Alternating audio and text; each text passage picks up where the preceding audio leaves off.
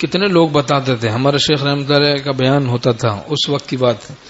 بہت لوگوں نے ہمیں بتایا کہ بس ہم گئے چلتے چلتے، بس ابھی کچھ سوالات دل میں لے کے گئے اور بیٹھے بیان میں، جہاں پہنچے یا بیٹھے بس چند لمحوں کے بعد، چند منٹ کے بعد ہمارے سوالات کے جوابات ملنا شروع ہو گئے. سبحان اللہ. بزرگوں نے فرمایا جس کے پاس جاؤ بے پوچھے تمہیں سوالات کے جوابات ملیں، اس کا ظاہر سنت کے مطابق ہو، کسی اللہ والے کا صحبت یافتہ فیض یافتہ ہو، تو اس کے پاس جاؤ تمہیں اس اپنے سوالات کے جوابات بے پوچھے ملنے لگے ہیں.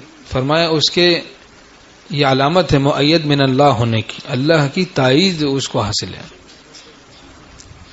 یہ علامت ہے اس بات کی.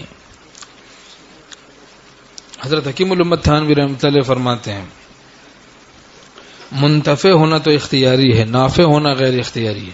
اس کا مدار اللہ کے فضل پر ہے. منتفع ہونا، نفع اٹھانا تو اختیاری چیز ہے نا، لیکن نافع ہونا کسی کا کہ اس کو اللہ تعالیٰ مفید بنا دے لوگوں کے لیے، تو یہ اس کا مدار اللہ کے فضل پر ہے.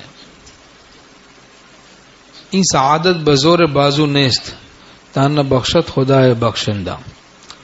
یہ سعادت زور سے نہیں حاصل ہوتی، بلکہ جس کو اللہ عطا کر دے.